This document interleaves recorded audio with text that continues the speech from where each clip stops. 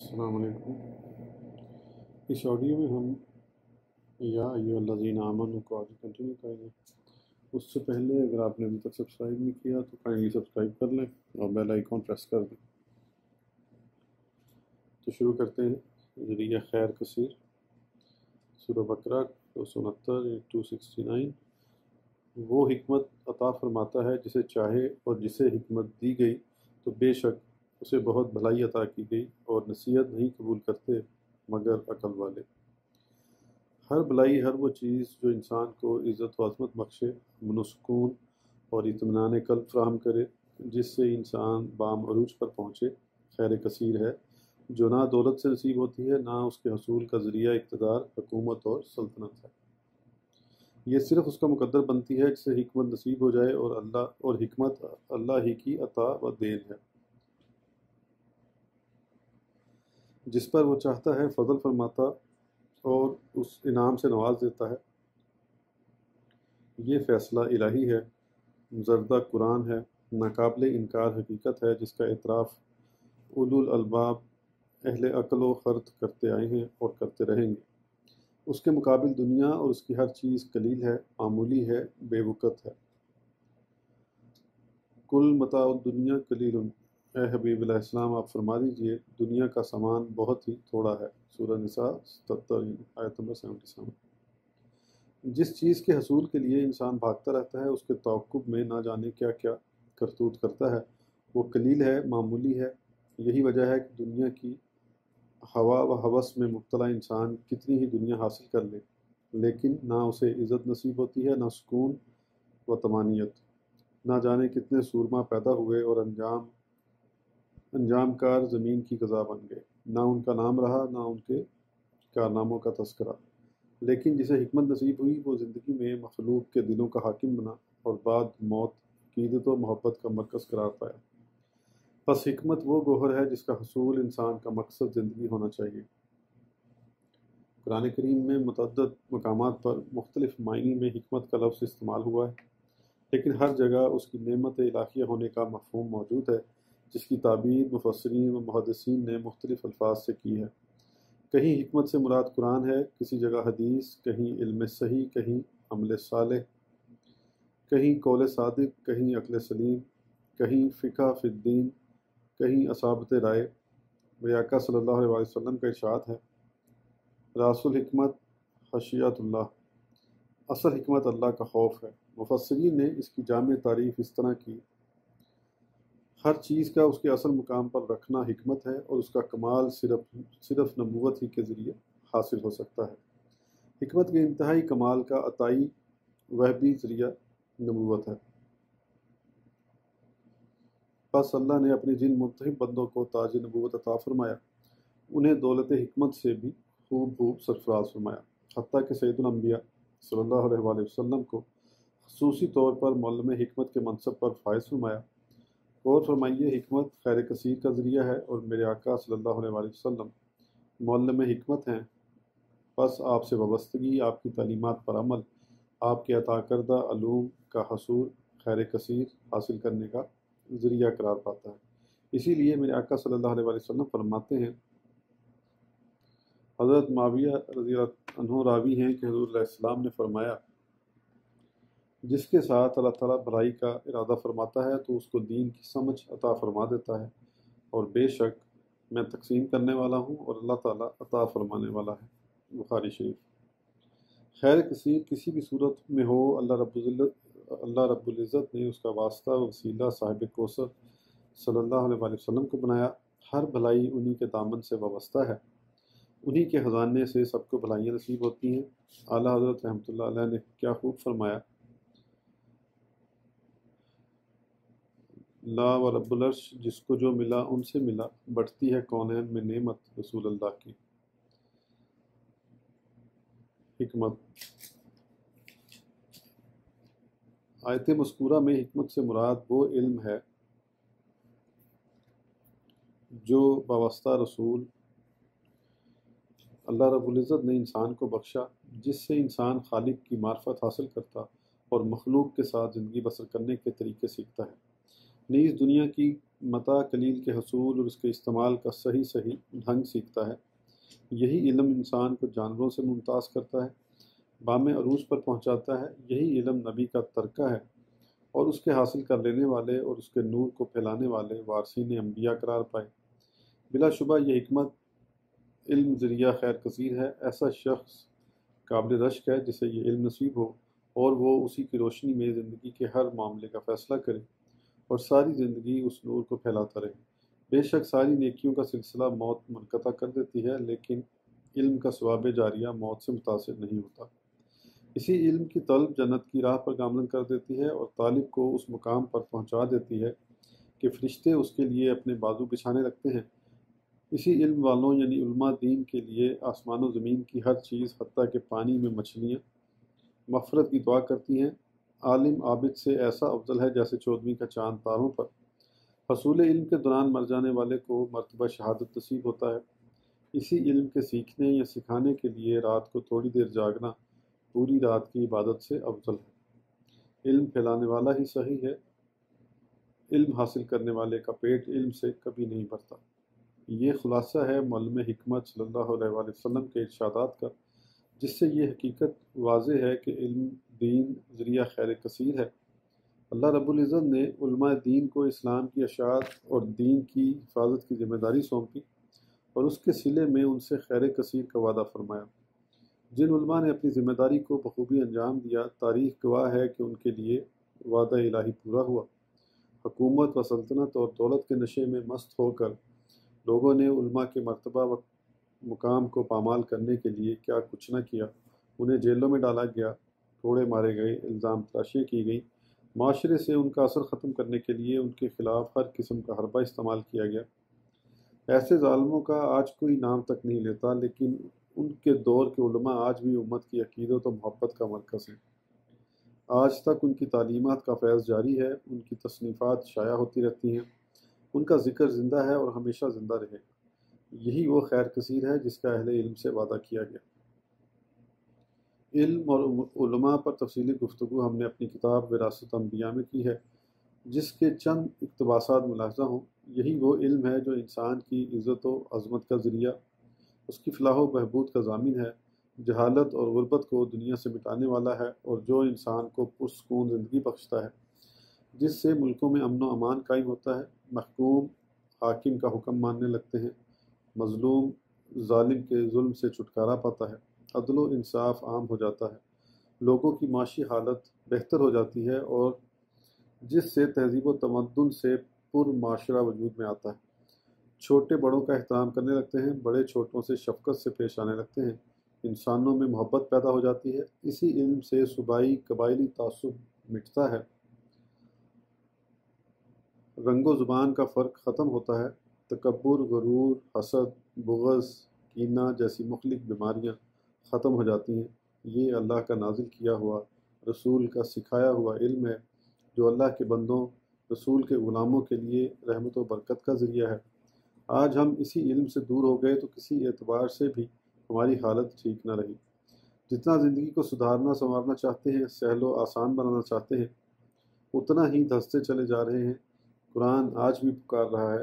سورہ التوقیر آیت نمبر 24 سے 26 یعنی 24 to 26۔ اور وہ نبی غیب بتانے پر بخیل نہیں، اور وہ قرآن شیطان مردود کا کہا ہوا نہیں، تو تم کہاں چلے جا رہے ہو؟ ہم ہیں قرآن کی سنتے ہی نہیں، جو قرآن سناتا ہے، رسول کے دامن میں پناہ لینے کی دعوت دیتا ہے۔ آج ہماری نظروں میں اس کی کوئی قدر نہ رہی۔ شیطان کی پکار پر یورپ امریکہ کی طرف بھاگے چلے جا رہے ہیں، ان کی پناہ میں جا رہے ہیں جو خود انسانیت کے بڑے دشمن ہیں، جنہوں نے انسان کی عزت، تہذیب، تمدن سب کچھ چھین لیا ہے، جنہوں نے ظاہری چمک و دمک پیدا کر کے انسان کے دلوں کی دنیا کو تاریک کر دیا ہے، جنہوں نے انسان کی عزت کو شراب سے بھایا، صحت و تندرستی کو زنا اور بدکاری سے تباہ کیا، اور ہنستے بھستے شہروں کو، لہلہاتی فصلوں کو وہ اپنے مخلق ہتھیاروں سے برباد کرتے رہتے ہیں۔ سوچو۔ سورہ التوقیر آیت نمبر 26 تو تم کہاں جا رہے ہو؟ دیکھو، اللہ کے نبی معلم کامل صلی اللہ علیہ وآلہ وسلم نے جس شمع علم کو روشن کیا، اس نے آج تک ہر دور میں انسان کی رہنمائی کی ہے۔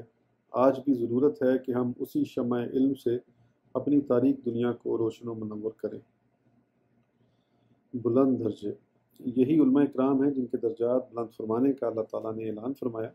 سورۃ مجادلہ آیت نمبر 11 یعنی 11۔ اللہ تعالیٰ درجے بلند فرماتا ہے تم میں سے ان کے جو ایمان لے آئے اور جن کو علم دیا گیا۔ مرتبہ چاہے دنیا کا ہو یا آخرت کا، ایمان والوں اور علم والوں ہی کو نصیب ہوتا ہے۔ اہل علم پر اللہ کا یہ کیا کم احسان ہے کہ زندگی میں دنیا ان کے گرد جمع رہتی ہے اور مرنے کے بعد ہمیشہ ان کا نام احترام ہی سے لیا جاتا ہے۔ یہ کیا کم احسان ہے کہ ان میں ایسی قوت و طاقت پیدا ہو جاتی ہے کہ دنیا کا لالچ، ظالموں کا ظلم، کوئی چیز انہیں خدمت علم و دین سے نہیں روک پاتی۔ یہ کیا کم احسان ہے کہ ان کا مقام یا تو رسول کا منبر ہوتا ہے یا مصلی۔ دنیا ان کو کتنی ہی حقیر نظروں سے دیکھے، لیکن وعدہ الہی کے مطابق ان کا درجہ مرتبہ بلند ہی رہتا ہے۔ صاحب حکومت و اقتدار لوگوں کا مجمع ہو یا دولت مندوں کا، علماء ان میں تاروں کی طرح چمکتے ہی نظر آتے ہیں۔ ماضی میں بھی یہی مقام تھا، آج بھی یہی ہے اور ہمیشہ ایسا ہی رہے گا کہ یہ مرتبہ اللہ کا دیا ہوا ہے، کوئی نہیں چھین سکتا۔ دولت چھینی جا سکتی ہے، اقتدار چھین لیا جاتا ہے، لیکن علم اسے کون چھین سکتا ہے؟ کیا خوب فرمایا حضرت سیدنا علی رضی اللہ عنہ نے، علم مال سے بہتر ہے، مال کی حفاظت کرنا پڑتی ہے مگر علم تمہاری حفاظت کرتا ہے۔ مال خرچ کرنے سے ختم ہو جاتا ہے مگر علم خرچ کرنے سے بڑھتا ہے۔ علم حاکم ہے، مال محکوم۔ مالدار چل بسے مگر علم والے ہمیشہ زندہ رہتے ہیں۔ علم والوں کے جسم تو مٹ سکتے ہیں مگر ان کے کارنامے ہمیشہ زندہ رہتے ہیں۔ پھر علماء کرام کے ادب و احترام کی تعلیم دیتے ہوئے آپ فرماتے ہیں، جب تم کسی عالم کے پاس پہنچو تو پہلے عالم کو پھر دوسروں کو سلام کرو۔ عالم کے سامنے نہایت ادب سے بیٹھو، ہاتھوں سے اشارے نہ کرو، آنکھیں نہ پھراؤ، عالم سے حجت نہ کرو، بحث نہ کرو، سوالوں سے پریشان نہ ہو کہ عالم اس درخت کی طرح ہے جو پھلوں سے لدا ہوا ہے اور اپنے میٹھے پھل کو برابر ٹپکاتا رہتا ہے، یعنی ہر قسم کے سوال کا جواب دیتا ہے۔ اور عالم کے لیے ضروری ہے کہ باوقار اور سنجیدہ ہو، ادھر ادھر بلا ضرورت نہ دیکھے، شور و غل نہ کرے، کھیل کود نہ کرے، روکھا اور بے مروت بیہودہ باتیں کرنے والا نہ ہو۔ گزشتہ صفحات میں آپ پڑھ چکے ہیں کہ اللہ تعالیٰ نے ایک موقع پر بنی اسرائیل کا قائد طالوت کو مقرر فرمایا تھا، جبکہ نہ اس کا خاندان بڑا تھا، نہ ہی وہ دولت مند تھا، نہ اسے کوئی شہرت حاصل تھی۔ وہ تو اس وقت کے نبی کے پاس اپنے باپ کے گمشدہ گدھے کے مل جانے کی دعا کرانے آیا تھا۔ طالوت کو تو پتہ ہی نہ تھا کہ یہاں امارت و قیادت اس کا انتظار کر رہی ہے۔ نبی نے اللہ کی بتائی ہوئی علامات اس میں پائیں اور بنی اسرائیل کو جمع کر کے اعلان کر دیا کہ یہ ہے تمہارا امیر ہے، اور جب انہوں نے اس کی حیثیت کو چیلنج کیا تو نبی نے علم ہی کو اس کے اس بلند مرتبے کا ذریعہ بتایا۔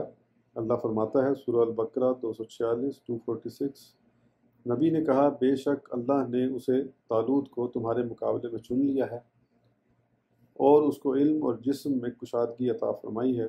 یہ ہے وہ بلند درجہ جو اللہ اہل علم کو عطا فرماتا ہے۔ عالم و جاہل، ایک سوال کی صورت میں اللہ کا اعلان ہے کہ علم والے اور جاہل ہرگز برابر نہیں ہو سکتے۔ سورہ زمر آیت نمبر 9۔ اے محبوب علیہ السلام، آپ پوچھئے کیا برابر ہو سکتے ہیں علم والے اور جاہل؟ البتہ صرف عقل مند ہی نصیحت حاصل کرتے ہیں۔ علم والے اور جاہل کیسے برابر ہو سکتے ہیں؟ جاہل جو قرآن کا پیغام سمجھنا تو درکنار، قرآن کے الفاظ تک نہیں پڑھ پاتا، جو روزہ، نماز، حج و زکوٰۃ کے ضروری مسائل تک نہیں جانتا، جو اپنے ماں باپ کا جنازہ تک نہیں پڑھ سکتا، جو والدین اور بیوی بچوں کے حقوق میں فرق نہیں کر پاتا، جو اللہ اور اس کے رسول صلی اللہ علیہ وسلم کے احکام کی اہمیت کا احساس تک نہیں رکھتا، ایسا شخص عالم کے برابر کیسے ہو سکتا ہے؟ عالم جو جانتا ہے کہ انسان کا مقصد زندگی کیا ہے، جو سمجھتا ہے کہ عبادات کی اہمیت اور فائدہ کیا ہے، جو بندوں کے حقوق پہچانتا اور انہیں ادا کرنے کی کوشش کرتا ہے، جو دین پر دنیا کو قربان کرتا ہے، جو شیطان پر 1000 عابدوں سے زیادہ بھاری ہوتا ہے، جو خود سیدھے راستے پر ہوتا ہے اور دوسروں کو اچھی راہ دکھاتا ہے، جو اپنی منزل پہچانتا ہے۔ عالم اور جاہل برابر نہیں ہو سکتے، یہ ایک حقیقت ہے، لیکن اس حقیقت کو دنیا کے پجاری دولت کے نشے میں مست نہیں تسلیم کر سکتے۔ اس کو تو عقل مند ہی مانتے ہیں۔ اسی لیے حضرت ابن شہاب ظہری رحمۃ اللہ علیہ فرماتے ہیں علماء حق کے وجود سے دین و دنیا کا استحکام ہے اور علم کی تباہی دین و دنیا کی تباہی ہے۔ حضرت حسن بصری رحمۃ اللہ علیہ فرماتے ہیں عالم کی موت سے اسلام میں ایسا خلا پیدا ہو جاتا ہے جو مدتیں گزرنے کے باوجود بھی پر نہیں ہوتا۔ شیطان کا مکر۔ حضرت ابو امامہ باہلی رضی اللہ عنہ کی روایت کردہ حدیث پر دوبارہ غور کیجیے، جس میں عابد پر عالم کی فضیلت کا اعلان کیا جا رہا ہے۔ اس میں کوئی شک نہیں کہ عبادت ایک نیکی ہے اور عبادت گزار بندہ قابل تعریف ہے، لیکن علم کے بغیر عبادت کرنے والا شیطان کے فریب کا شکار بھی بہت جلد ہوتا ہے۔ کبھی تو اس طرح کہ وہ اپنی عبادت پر تکبر و غرور کرنے لگتا ہے، اپنے آپ کو متقی اور پرہیزگار جاننے لگتا ہے اور دوسروں بلکہ عالموں تک کو حقیر سمجھنے لگتا ہے۔ آج کل کے جاہل صوفی اور پیروں کو دیکھ لیجئے کیسے شیطان کے فریب میں پھنسے ہیں، خود کچھ جانتے نہیں اور عالموں کے قریب آنا اپنی توہین خیال کرتے ہیں، بلکہ اپنے معتقدین اور مریدین کو بھی عالموں سے دور رہنے کی تلقین کرتے ہیں۔ ان کا دین بس وہ ہے جو وہ سوچ لیتے ہیں اور اسی کو وہ طریقت کا نام دیتے ہیں، حالانکہ شریعت سے طریقت علیحدہ ہو تو کچھ نہیں، اور نہ ہی تصوف اور صوفی ہونا کوئی علیحدہ چیز ہے۔ شریعت کی پابندی اور دین کے مطابق زندگی بسر کرنا ہی تصوف ہے۔ اس اعتبار سے ہر مسلمان کو صوفی ہونا چاہیے، اور علماء خود صوفی ہوتے ہیں اور لوگوں کو صوفی بننے کی تلقین کرتے ہیں۔ نہ جانے کس بنیاد پر صوفی اپنے آپ کو عام مسلمانوں سے علیحدہ ایک گروپ سمجھ بیٹھے ہیں۔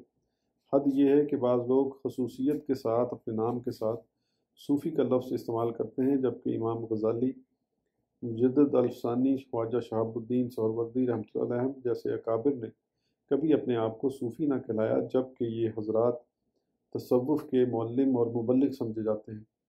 غرض یہ کہ جاہل عابد شیطان کے مکر کا بہت جلد شکار ہوتا ہے، اور کبھی وہ اس طرح شیطان کے فریب میں مبتلا ہوتا ہے کہ کسی عبادت کو بڑا اہم سمجھ بیٹھتا ہے، جبکہ اس کے لیے شریعت کے مطابق دوسری ذمہ داریاں پوری کرنا ضروری ہے۔ مثلاً آج کل گروہی تبلیغ کا ایک سلسلہ جاری ہے، جس میں سب سے بڑی عبادت کچھ عرصے کے لیے کاروبار، اہل و عیال سب کو چھوڑ کر تبلیغ کے لیے کسی دوسرے شہر یا ملک جانا قرار دیا جاتا ہے۔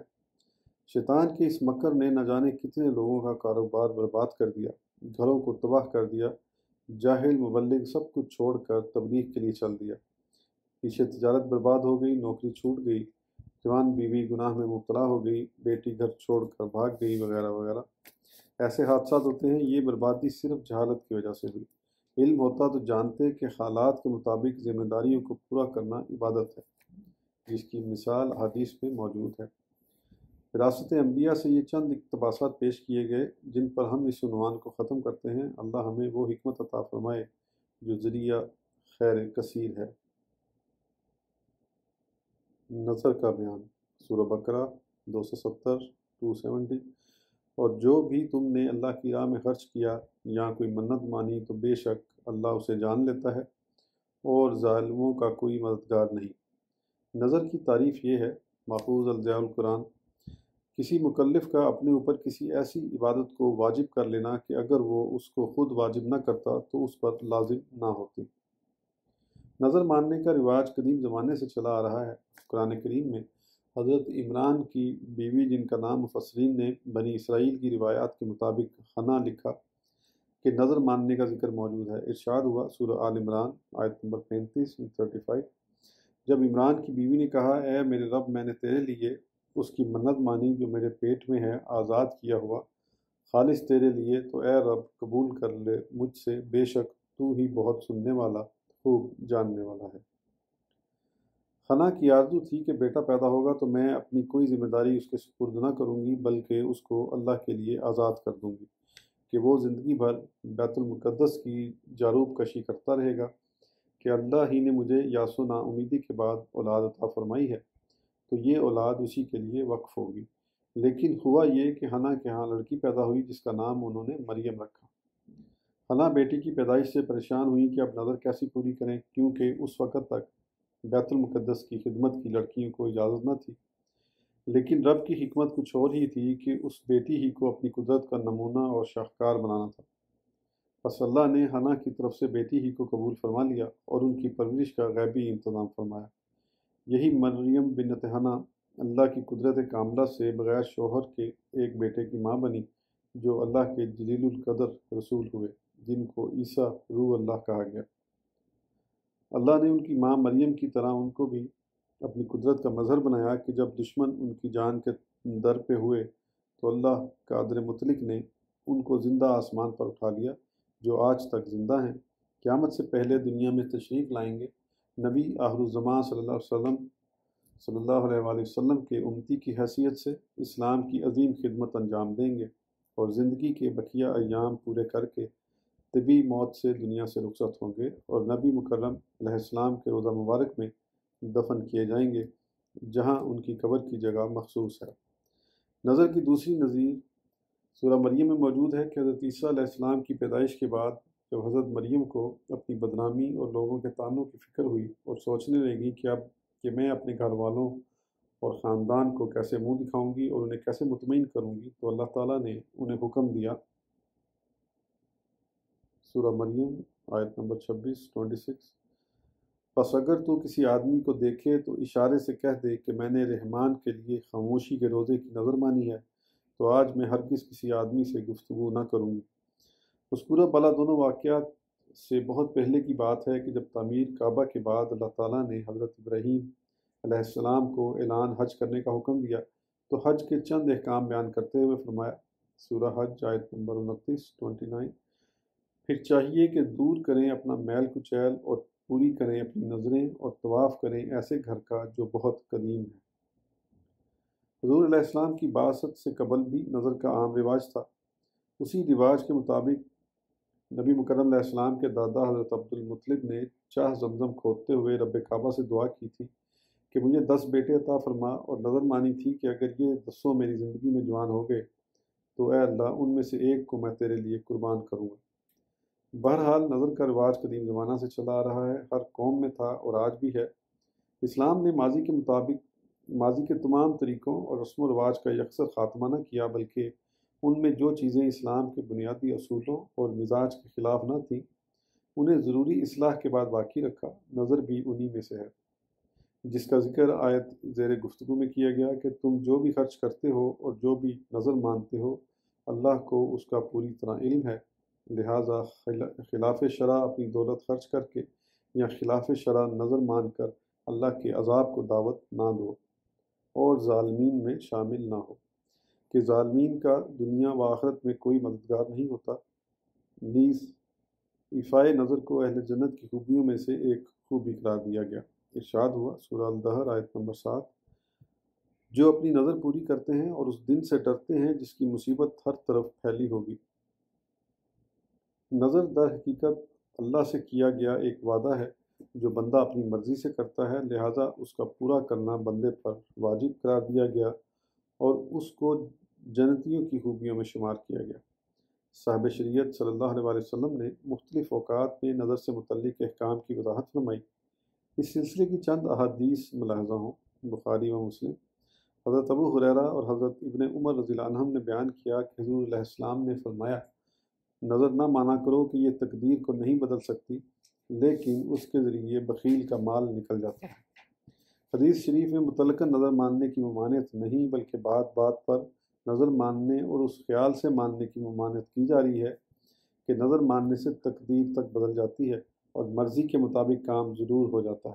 اسی لیے آپ نے نظر کا ایک فائدہ بھی بیان فرما دیا کہ جو شخص ویسے صدقہ خیرات کرنے میں بخیل ہو، نظر پوری کرنے ہی کے بہانے اس کا مال خرچ ہوتا رہتا ہے، لہٰذا نظر کی وقت کو برقرار رکھتے ہوئے اہم مواقع پر ہی ماننا چاہیے اور یہ خیال تک نہیں کرنا چاہیے کہ اس ذریعے سے مراد ضرور ہی پوری ہوگی، کہ مرادیں پوری کرنے والا اللہ ہی ہے جو اپنی حکمت و مصلحت کے مطابق جسے جو چاہتا ہے عطا فرماتا ہے۔ نظر تو اس کی عطا پر شکریہ کا ایک طریقہ ہے۔ حضرت ام المومنین عائشہ صدیقہ رضی اللہ عنہا روایت کرتی ہیں کہ حضور علیہ السلام نے فرمایا، جس نے اللہ کا حکم ماننے کی نظر کی تو ضرور حکم مانے، اور جس نے اس کی نافرمانی کی نظر مانی تو اس کی نافرمانی نہ کرے۔ بخاری شریف۔ مفہوم یہ ہے کہ اگر کسی ایسے عمل کی نظر مانی جائے جو شریعت کے مطابق ہو تو اسے پورا کیا جائے، اور اگر ایسے عمل کی نظر مانی گئی جو خلاف شرع ہو تو اسے پورا نہ کیا جائے، لیکن اس صورت میں کفارہ ادا کرنا لازم ہوگا، جیسا کہ درجہ ذیل حدیث سے واضح ہوتا ہے۔ ابو داؤد شریف۔ حضرت ام المومنین عائشہ صدیقہ رضی اللہ عنہ بیان کرتی ہیں کہ حضور علیہ السلام نے فرمایا، گناہ کے کام کی نظر نہیں اور اس کا کفارہ وہی قسم والا کفارہ ہوگا۔ خلاف شرع کسی عمل کی نظر ہو، غیر معین نظر ہو، کسی ایسے کام کی نظر ہو جو طاقت سے باہر ہو، اسے پورا نہیں کیا جائے گا۔ ہاں کفارہ ادا کرنا ہوگا، اور نظر کا کفارہ وہی ہے جو قسم کا کفارہ ہے، یعنی غلام آزاد کرنا یا 10 مسکینوں کو کھانا یا کپڑا۔ اگر دونوں میں سے کچھ نہ کر سکے تو 3 روزے رکھنا۔ نظر کے عمل میں اس کے سال ثواب میں کسی بزرگ ولی کا نام لینا جائز ہے، مثلا یہ کہنا کہ اگر میرا یہ کام ہو گیا تو میں حضور غوث پاک کی فاتح کراؤں گا یا محفل میلاد کراؤں گا یا فلاں بزرگ کے مزار پر فاتح کے لیے حاضری دوں گا۔ یہ تمام صورتیں بلا تعامل جائز ہیں کہ اولیاء کرام سے اظہار عقیدت اور ثبوت نسبت قرب الہی کا ذریعہ ہے۔